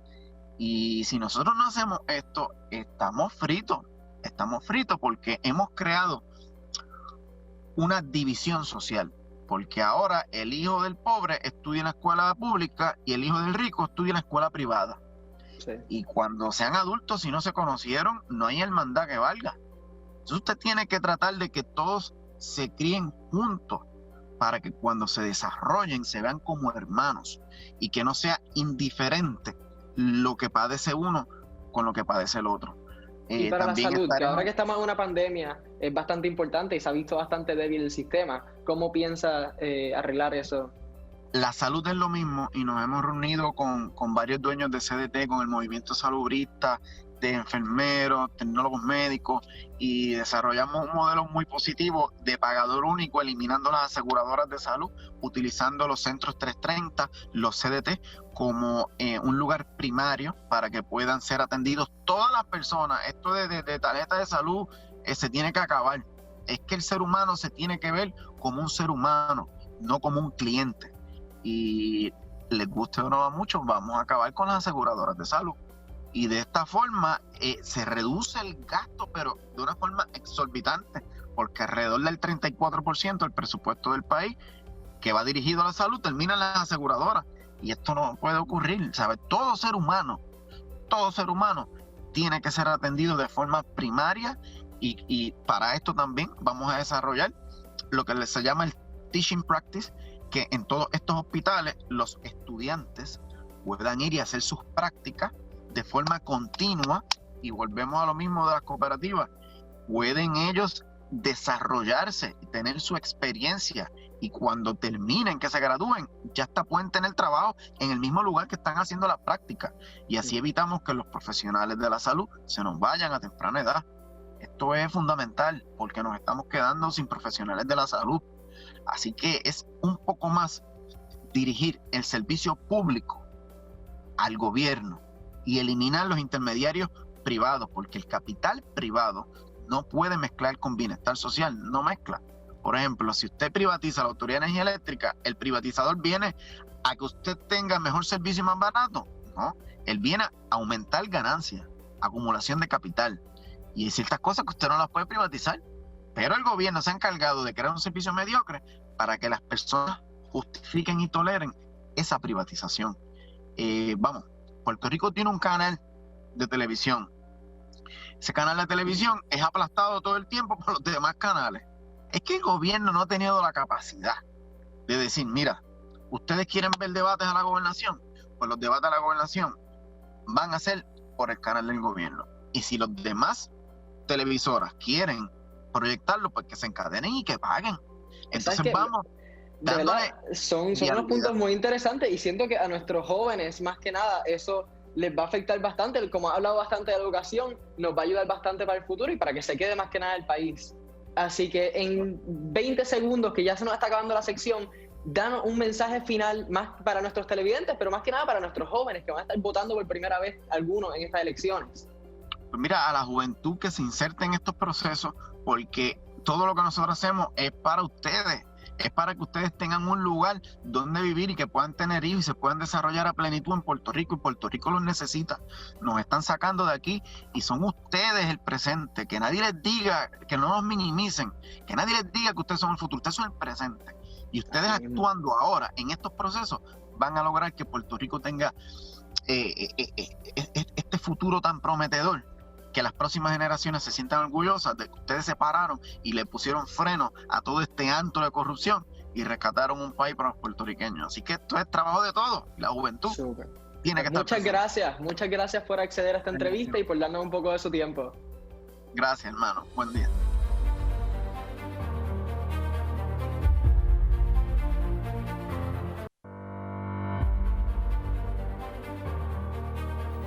Estamos de regreso en Visión 2020 desde otra perspectiva, con entrevistas que te ayudarán a emitir un voto informado en estas elecciones. Ahora estaremos conversando con el candidato por el Proyecto Dignidad, el doctor César Vázquez. Saludos a todos los televidentes y bienvenidos a Otra Perspectiva. Mi nombre es Ismael Torres Castroda y hoy continuaremos con la serie de entrevistas a los candidatos a la gobernación de Puerto Rico y sus propuestas para la juventud. Hoy nos acompaña el candidato por el Proyecto Dignidad, el doctor César Vázquez. Bienvenido. Saludos. Gracias por la invitación. Bueno, pues primero que nada, este segmento va dirigido mayormente a la juventud. Y uno de los mayores retos que enfrentamos es el de la educación. Y en este momento también batallamos la deserción escolar y el aumento que ha habido de ella por las dificultades que ha traído la educación virtual. ¿Qué propuestas tiene para mejorar este sistema educativo en la isla? Bueno, el primer problema que tiene nuestro sistema de educación es la politización y la polarización. Hay que trabajar para que de alguna manera la gente deje de responder a lealtades a los partidos y vuelvan a tener una lealtad al pueblo. parte del problema también del Departamento de Educación es la centralización. Necesitamos que hayan poderes a nivel regionales y a nivel comunitarios, y que de alguna manera las comunidades, los padres, las familias se involucren en el quehacer educativo de sus hijos. Hay que revisar si el cierre a mansalva que se hizo de tantos planteles escolares era lo correcto hacer. Aparte de eso, en este momento tenemos el problema de una educación a distancia con mucha gente, muchos niños, muchos jóvenes que no tienen ni los equipos necesarios, ni tampoco tienen el acceso al internet apropiado. Y eso tenemos que trabajarlo. De hecho, una de las cosas que tenemos que hacer para mejorar la economía en general es mejorar el acceso a internet en toda la isla, que sería parte de las propuestas que estaríamos trabajando. La educación es fundamental. La educación nos prepara para la vida, pero también la educación nos da la oportunidad de movilidad social. Y es importante que nuestro sistema se fortalezca. Oye, la educación pública en Puerto Rico ha tenido muchos aciertos. En este momento está pasando por un momento, ¿verdad?, difícil. Lo otro que tratamos de hacer en Proyecto Dignidad es visualizar la Universidad de Puerto Rico como algo importante para la educación, como una inversión social, y trabajaremos también para de alguna manera afirmarla como un proyecto de importancia para nuestra sociedad. Qué bueno, pues también actualmente estamos sufriendo una pandemia, como usted mencionó, que ha expuesto unas fallas muy graves en el sistema de salud. Como un profesional de la salud, esto le debe tocar muy cerca, así que ¿cómo planea mejorar este sistema que ha sufrido bastante ahora con la pandemia? Bueno, probablemente no. El único de los candidatos que tiene el expertise para hablar con conocimiento de la pandemia soy yo, que soy médico. Aparte de eso, he tenido desde que comenzó la pandemia un interés particular en trabajar esto. Hay cosas importantes, ¿verdad? Obviamente lo que funcionó cuando comenzó la pandemia, que teníamos total ignorancia, ya no es apropiado. Deberíamos tener un sistema de rastreo de contactos que nos permita detectar dónde es que están ocurriendo la mayoría de los contagios y actuar directamente hacia eso. Oye, para eso hay dinero allá afuera que no se está utilizando. Deberíamos tener más accesibles las pruebas diagnósticas a nuestra población, y deberíamos tener un sistema de educación pública que vaya dirigido al problema de la pandemia. Vamos a tener este problema, sabe Dios por cuánto tiempo. Hay gente que está hablando de que probablemente a principios del semestre que viene tengamos alguna vacuna, algunas vacunas disponibles, algún tratamiento adecuado, ¿verdad? Pero eso es el mejor escenario. Worst case escenario, pudiéramos estar bajo estas circunstancias varios años. Así que es importante que quien gobierne a Puerto Rico conozca de este problema y tome decisiones sobre este problema con conocimiento personal. El problema es que todos los demás candidatos van a tener que dejar que sean otros los que tomen las decisiones, porque realmente ellos no pueden cualificar la evidencia para entonces tomar decisiones. Pero créeme, importante a los jóvenes. Los jóvenes también se están contagiando. De hecho, en este momento, el grupo de mayor contagio está ocurriendo entre los 20 y 29, 30 y 39. Importante. A lo mejor los jóvenes no van a terminar en un intensivo, pero hay jóvenes que van a sufrir daño pulmonar permanente. Hay jóvenes que están teniendo problemas de ataques cerebrales con daño neurológico permanente. Y hay jóvenes que van a vivir con el sentido de culpabilidad de haber sido la causa para que sus padres, sus tíos, sus abuelos se enfermaran y murieran. Así que le hacemos un llamado a los jóvenes a que sean responsables. Responsable es, mire, la mascarilla, distanciamiento social. Si la persona estira la mano y usted estira la mano y no se tocan, ahí hay 6 pies. Y con eso y el lavado de manos, con eso es suficiente. Sí, pero es muy importante eso de que pueden ser portadores del virus, pueden ser asintomáticos y ir contagiando ahí a todo el mundo que se encuentren sin darse cuenta. Eso es lo trágico, eso es lo trágico. Sí, pues hay que ser muy precavido con eso. Quiero hacer hincapié en algo que usted mencionó, que los otros candidatos tal vez no tengan esa experiencia, pero es importante que ustedes, como el Proyecto Dignidad, son un partido nuevo y están combatiendo contra estos partidos que ya se han visto con un buen standing en el país y son los partidos tradicionales. ¿Cómo piensan atraer esos electores de esos partidos? Pues mira, lo primero es que esos partidos tradicionales son los que nos han traído hasta aquí, los que crearon la deuda, los que quebraron Retiro, los que quebraron energía eléctrica. La realidad es que en las últimas elecciones, el grupo de electores que se abstienen de participar en las elecciones ha ido en crecimiento. En las últimas primarias, la participación fue bien exigua. Allá afuera hay un grupo de personas que anhelan un cambio para bien, para tener un gobierno honesto, transparente, que vuelva a tener credibilidad frente a la ciudadanía, frente al gobierno federal, frente a la gente que quiere invertir en Puerto Rico. Y eso es Proyecto Dignidad. O sea, créeme, votando por lo mismo no se va a resolver el problema. Y hay mucha gente que ya ha llegado a esa conclusión. El problema es que también hay mucha gente con esta sensación de cinismo, de que todos los políticos son iguales, de que todos quieren ir al gobierno a enriquecerse. Créeme, yo soy cardiólogo, yo tengo trabajo de más, yo estoy haciendo esto porque yo quiero de alguna manera contribuir al beneficio y al bienestar de Puerto Rico, porque yo tengo hijos y nietos y quiero que tengan un futuro en Puerto Rico y no se tengan que ir. Así que en la medida en que nos escuchen y se convenzan de que realmente no estamos en esto por el dinero, sino por el servir, yo creo que tenemos la oportunidad de el 2 de enero estar en Fortaleza. Qué bueno, pues eso es lo más importante, querer un cambio por el bien del país.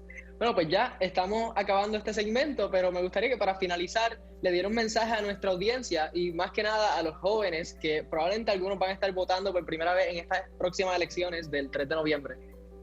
Importante, votar nos da la oportunidad de elegir quiénes nos van a gobernar, quiénes van a tomar decisiones sobre nosotros, sobre otros.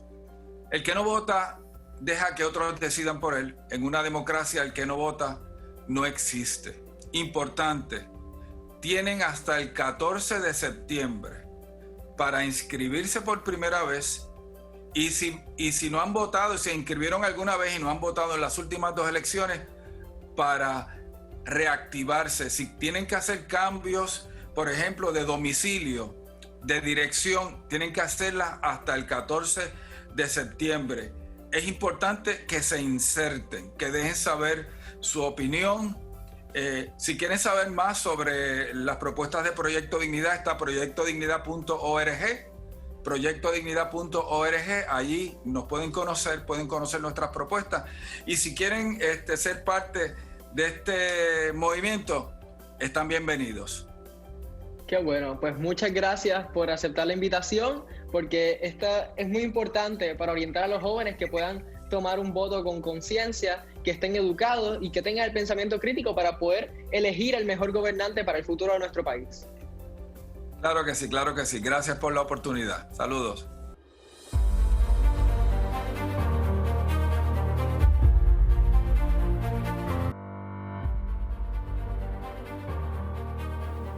Estamos de regreso en Visión 2020, desde otra perspectiva, con entrevistas que te ayudarán a emitir un voto informado en estas elecciones. Ahora estaremos conversando con el candidato por el Partido Independentista Puertorriqueño, el licenciado Juan Dalmau.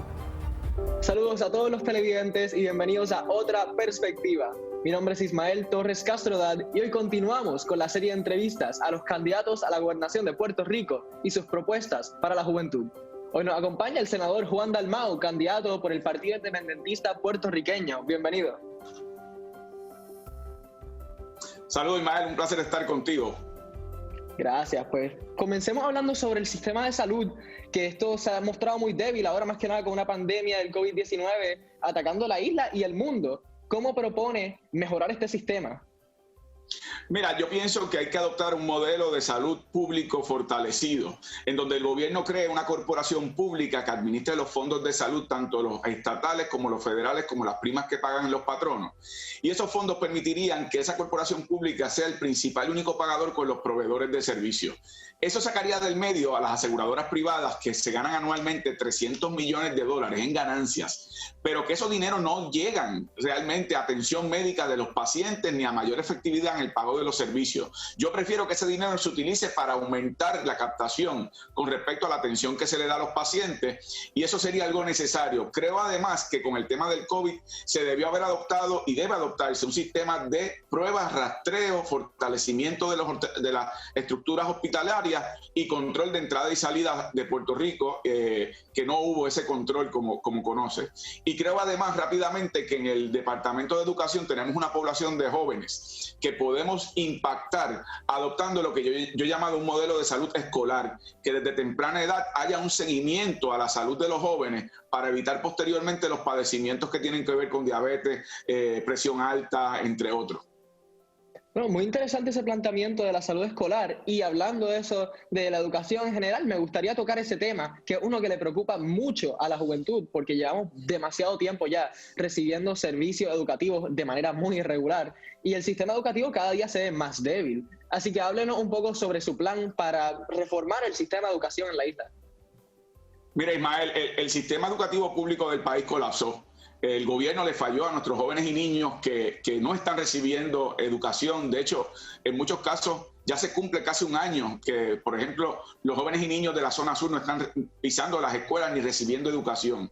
Yo he propuesto que cuando volvamos en enero, si logramos volver de manera presencial, se reduzca la cantidad de estudiantes por salón de clase entre 15 estudiantes a 17 estudiantes, dependiendo de las etapas escolares en las que se encuentran. Ese es el modelo que se ha utilizado a nivel internacional para un tratamiento más individualizado para la educación y poder identificar rezagos de estudiantes y fortalecerles las áreas académicas.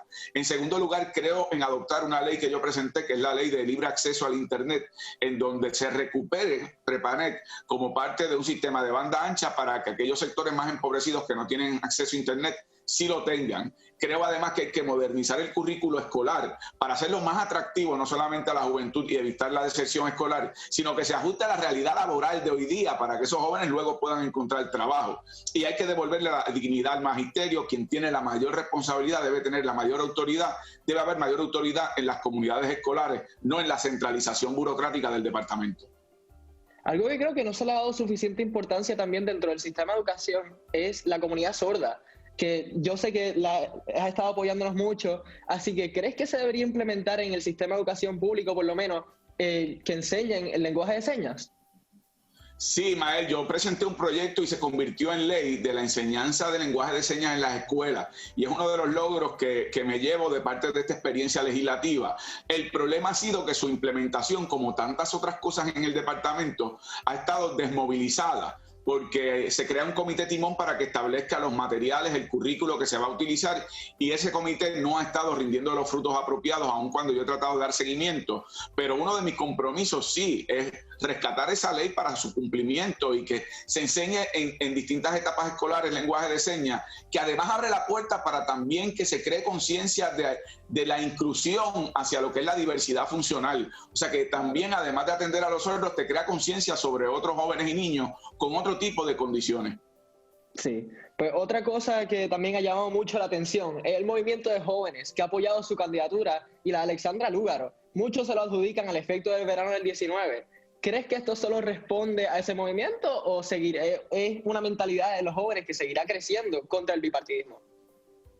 Yo creo que es una mentalidad que va a seguir creciendo, pero que no hay duda se fortaleció cuando esa generación de jóvenes se lanzó a la calle y logró algo histórico. Yo creo que le imprimieron su propia firma a lo que es la historia de Puerto Rico como generación y dejaron una huella profunda al sacar a un gobernante que le había fallado malamente al país. Pero vimos también que después de que sacamos a Ricardo Rosselló, no había un mapa de ruta y entonces tuvimos el accidente de Pedro Pierluisi y la fatalidad de Wanda Vázquez. Por eso yo he insistido a los jóvenes que además de acabar con el bipartidismo, y eso es urgente, tiene que ser votando también por un proyecto político definido. Por eso yo he presentado un proyecto de país que titulo Patria Nueva, que tiene cientos de páginas sobre 17 capítulos sobre distintos temas y múltiples disciplinas para atender muchos de los asuntos que tú me has planteado que le preocupan a la juventud. O sea, hay que ir más allá, hay que derrotar el bipartidismo, pero apoyando un proyecto para construir un nuevo país. Claro, y algo muy interesante que usted mencionó recientemente también es el caso de que se den unas elecciones generales después de que pase algo como lo que pasó con Ricardo Rosselló. Así es, yo planteo en mi programa de gobierno unas enmiendas constitucionales urgentes que tiene que ver con la autoridad de tener el referéndum revocatorio para cuando un gobernante falla el país, se pueda la ciudadanía expresar para destituirlo. Si es destituido o hay una vacante, que hay una elección general para elegirlo de parte de todos los puertorriqueños y no sea una sucesión antidemocrática como lo que vimos. Y en tercer lugar, que ningún gobernante pueda gobernar con menos del 50%, por lo cual hay que realizar una segunda ronda cuando un gobernante no tenga más del 50%, de manera que tenga legitimidad electoral y democrática del pueblo. Muy bueno. También un comentario que toma a muchos por sorpresa es que usted hizo un llamado a los no independentistas a darle un voto. ¿A qué responde esta estrategia? Mira, tú sabes que yo soy independentista, esa ha sido mi acción de vida y ese es mi propósito de vida, hoy, mañana y siempre. Pero tengo que reconocer que el 3 de noviembre lo que se lleva a cabo es una elección general para atender problemas urgentes de Puerto Rico. Eso incluye, sí, el atender el tema del estatus de Puerto Rico. El estatus es el issue fundamental antidemocrático que enfrentamos como país. Así que yo decía en el debate, se puede mascar chicle y caminar al mismo tiempo. El que no es independentista puede votar por mí por un proyecto de país, un programa de gobierno para atender los problemas urgentes y a la vez yo propulsaré un proceso de descolonización en donde los puertorriqueños podrán votar democráticamente por las fórmulas que favorezcan. En ese proceso yo defenderé la independencia y mi fe es que voy a convencer a los electores de que esa es la mejor opción para el desarrollo, para integrarnos al mundo, para el desarrollo económico en amistad y cooperación con los Estados Unidos y con el resto de los países de la humanidad. Muy bien, muy bien. Pues finalmente me gustaría que le dé un mensajito a nuestra audiencia, pero más que nada a los jóvenes que van a estar votando por primera vez en estas elecciones. Mira, mi llamado a la juventud es, primero, que yo asumo con mucha responsabilidad y con mucha humildad el apoyo que me han expresado. Mi compromiso es con ustedes. Cuando vayan a votar, ustedes tienen que pensar cuáles son sus anhelos, sus esperanzas, cuál es ese proyecto de país que necesitamos y quién tiene el historial y el carácter que sabes que no te va a fallar. Por eso yo he planteado y lo dije en el debate, no es que te digan lo que van a hacer mañana, que te digan dónde han estado cuando Puerto Rico más ha necesitado, y a eso yo someto mi historial para el juicio de los electores y confío que los jóvenes me van a apoyar. Claro, eso es imperativo dentro de los electores, que puedan tomar una decisión informada. Claro. Y por eso mismo dedicamos esta sección a eso. Estamos entrevistando a todos los candidatos a la gobernación para que los jóvenes tengan un vistazo más allá a lo que pueden ver en simplemente las redes sociales y todo. Te felicito, Ismael, es un espacio fundamental y les toca el turno a ustedes, la juventud. Ya nuestros padres y abuelos tomaron sus decisiones, ahora nos toca a una nueva generación asumir la nuestra. Así mismo, muchas gracias por aceptar la invitación, fue buenísimo poder conversar contigo y te deseo mucho éxito en el resto de esta candidatura. Gracias, muchas gracias.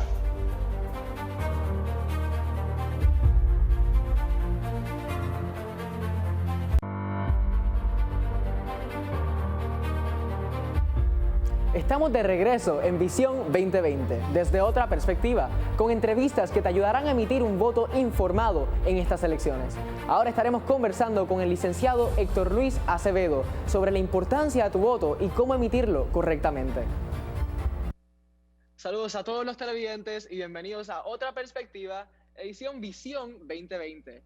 Hoy estamos hablando con Héctor Luis Acevedo sobre cómo votar. Bienvenido. Buenas. Un placer estar, Ismael, y un saludo a todos los amigos y amigas que nos ven y nos escuchan. Bueno, pues gracias por aceptar la invitación a este programa especial. Comencemos con un trasfondo sobre nuestro derecho al voto y estas elecciones, lo que pasará. Bueno, el derecho al voto depende de muchos detalles. de que es un día libre, de que se pueda votar en esta ocasión por más de un 15% de nuestros electores ya han votado al día de hoy, cosa que nunca se había visto, que votan por correo, que votan en domicilio. Antes solamente era para los hospitales, el voto ausente era para los militares, para los estudiantes y los obreros migrantes. O sea que es un cambio radical.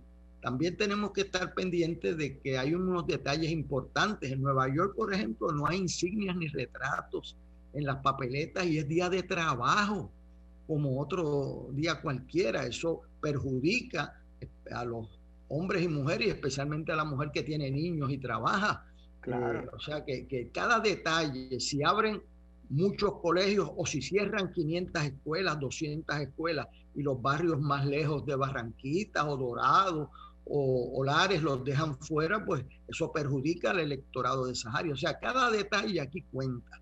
Y entre esos detalles está que en Puerto Rico antes teníamos una sola papeleta. Desde 1984 tenemos 2 papeletas y del año 2000 3 papeletas. La primera división se hizo con los alcaldes, algo que habíamos visto en Costa Rica en las elecciones del 82, y se dividió la papeleta de los alcaldes, luego en el año 2000 la papeleta de los legisladores. O sea que lo que antes era un voto mixto, ahora usted tiene la oportunidad en 3 papeletas de votar para todos los efectos íntegros. ¿Qué es eso de un voto íntegro? ¿Qué es un voto mixto? Pues sobre eso vamos a ir papeleta por papeleta para que nadie aquí pierda su voto. Yo quería señalar, Ismael, que en la elección pasada, por no haber hecho una gestión afirmativa de conocimiento, más de 101.800 puertorriqueños perdieron su voto. Wow. Perdieron su voto por acumulación y ninguna competencia se decidió por esa cantidad. O sea que es posible que el que se sentara no tuviera los votos y alguien, por querer votar de más, que lo vamos a cubrir en la papeleta legislativa, no saberlo, pues perdió su derecho al voto. 106.000 puertorriqueños dejaron en papeleta en blanco para el cargo de comisionado residente y 120.000 puertorriqueños la dejaron en blanco para legisladores por acumulación. O sea, esos son números extraordinarios. Sí, que deciden una elección. Que deciden una elección. Así que vamos a ver cómo cada puertorriqueño vota con su conciencia y se le tienen opciones. Fíjese, hay que darle gracias a los candidatos, porque si usted no tiene candidaturas, no tiene opciones, y si no tiene opciones, no tiene libertad. Así que mismo. Vamos. Pues para eso, para poder explicar... Así mismo, para poder explicarlo bien, aquí tenemos las 4 papeletas que se van a estar dando en estas elecciones. Comenzamos con la primera, que es la de la gobernación, y aquí la tenemos con todas las opciones de gobernador, gobernadora y comisionado residente. Ok, esta es la papeleta llamada la papeleta 1.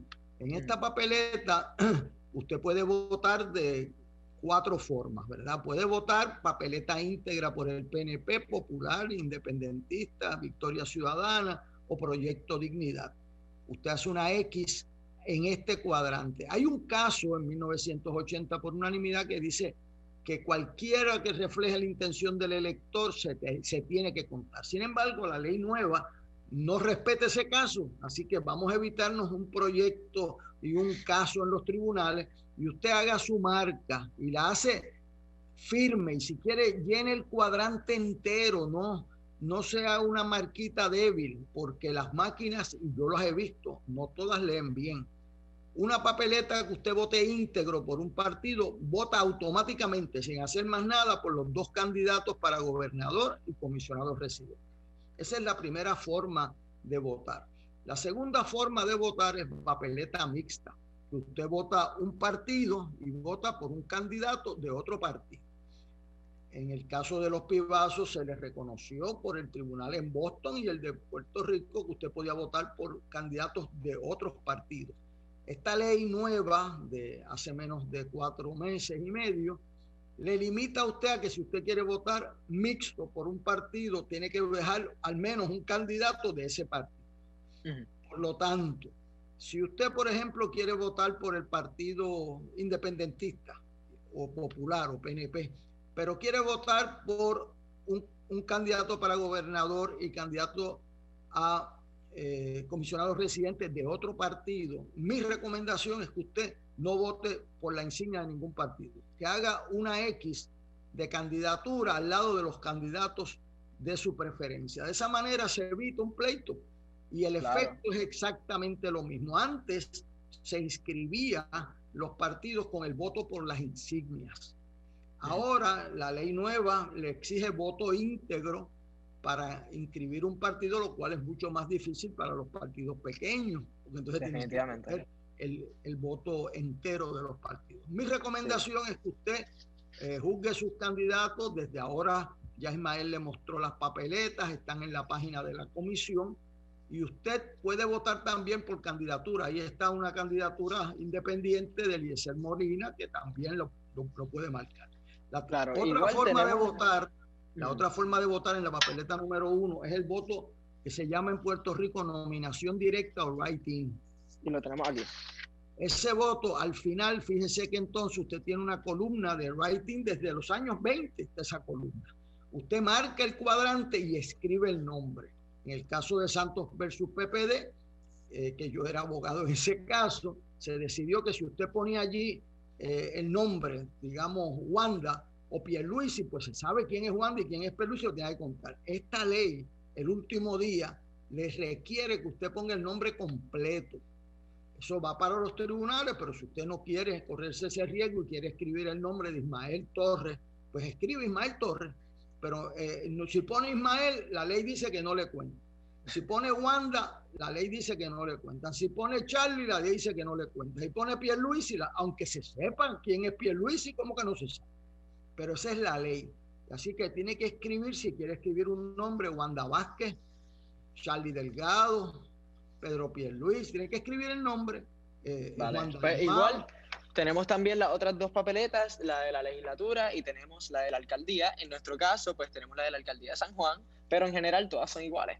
Es correcto. Vamos a la papeleta número 2, que es la más trabajo que da y para la cual realmente la máquina de contar votos es la más importante. En esta papeleta usted puede votar por 5 candidatos. Puede votar por un candidato a representante por distrito, por 2 candidatos a senadores por distrito, por un representante por acumulación y por un senador por acumulación. Mira, Ismael, aquí, ¿qué pasa? La inercia en las primarias, los partidos Nuevo Progresista y Popular Democrático permitieron y fomentaron que usted votara por 6 candidatos por acumulación para la Cámara y por 6 para el Senado. Esa inercia en la conducta, pues usted la repitió. Yo he encontrado gente, abogados, experimentados, que votaron por 6 en la elección pasada. Y cuando yo le digo, no, en las primarias puede votar por 6, pero en las elecciones solamente puede votar por 1. Pues mire, por no estar alerta a eso, en las elecciones pasadas se pusieron a repartir votos mixtos por arriba y por abajo, y 101.833 puertorriqueños perdieron el voto para acumulación, porque cuando usted vota por más de 1, no se cuenta esa candidatura para representante por acumulación o para senador por acumulación. Usted no está obligado a votar por el primero que aparece. ¿Qué hacen los partidos? Los partidos rotan el puesto primero, porque cuando usted vota íntegro por el PNP, por el Partido Popular, por el PIB, por Victoria Ciudadana, por Proyecto Dignidad, usted está votando por el primer representante por acumulación que aparece ahí y por el primer senador por acumulación. Si usted quiere variar ese orden porque no le gusta el representante por acumulación o el senador por acumulación, usted lo puede hacer. Vota por su partido y vota por el segundo, por el tercero, por un candidato de otro partido. Pero, como decía Ismael, solamente por uno. Porque si se pone simpático y vota por Ismael, y vota por Conchita, y no votó por nadie. Y usted se fue lo más contento para su casa creyendo que había votado por 6, no votó por ninguno. Importante, ya se nos está acabando el tiempo de este segmento, así que tenemos que cubrir las últimas 2 papeletas que tenemos. ¿Cómo no? En la papeleta municipal está el alcalde y sus asambleístas. Si usted vota íntegro, cubre a todos. Cubre a todos, es una papeleta normal. Siempre, si va a votar por asambleístas y alcaldes de otro partido, tiene que al menos dejar uno del partido que lo marque. Entonces, la última papeleta Es una papeleta, a mi entender, con problemas de diseño serio. Mire lo que está enseñando Ismael aquí, y usted va a ver, echarle un poquito más para atrás, que aquí hay un cuadrantito en el no y un cuadrantito, un rectangulito casi que no se ve en el sí, como están pegados, no están debajo del centro de la... ahí es que usted tiene que votar, si no, la comisión va a tener que hacer una decisión de contar ese voto, conformidad con la Constitución, pero si usted vota por el sí con una X grande o por el no con una X grande, la ley dice que no le cuenta, que tiene que buscar el cuadrante ese chiquito para ejercer su voto. Así que yo agradezco mucho esta oportunidad de este programa de Visión 2020, de llevar esta orientación, y usted vote con su conciencia, pero tiene que estar seguro que no pierde su voto por desconocimiento. Así mismo, y muchas gracias a usted por aceptar la invitación. Una aclaración a todos los televidentes, igual cualquier duda que les surja durante la elección, atrás está explicado en ambos inglés y español cómo votar, pero para eso también nos tienen a nosotros, para explicarles todo bien, y continuamos con nuestro programa de Visión 2020, edición Otra Perspectiva. Muchas gracias, Héctor Luis, por unirte a nosotros hoy. Un placer. Amigos, así concluye este programa especial de Visión 2020 desde Otra Perspectiva. Esperamos que a través de estas entrevistas hayamos logrado nuestro objetivo de brindarles toda la información que necesitan para poder emitir su voto responsablemente. A mis queridos jóvenes, sigan trabajando fuerte por Puerto Rico. A los que votan, por favor, espero que usen esta entrevista a su favor, que se puedan educar bien y emitir un voto consciente, sabiendo el impacto que van a tener en el futuro de nuestro país. Y al resto que todavía no pueden votar, sigan informándose, sigan dándolo todo por este país, porque en 4 años, como quiera, les va a tocar de una manera u otra. Todos tenemos un impacto en el futuro, sea político o no, de este país.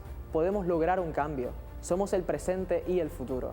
Somos los jóvenes los que vamos a dominar pronto el mundo. Y yo sé que vamos a hacer un gran trabajo aquí. Otra Perspectiva está dirigido a ustedes, para que sigan creciendo, para que sigan aprendiendo y para que juntos logremos crear un mejor Puerto Rico.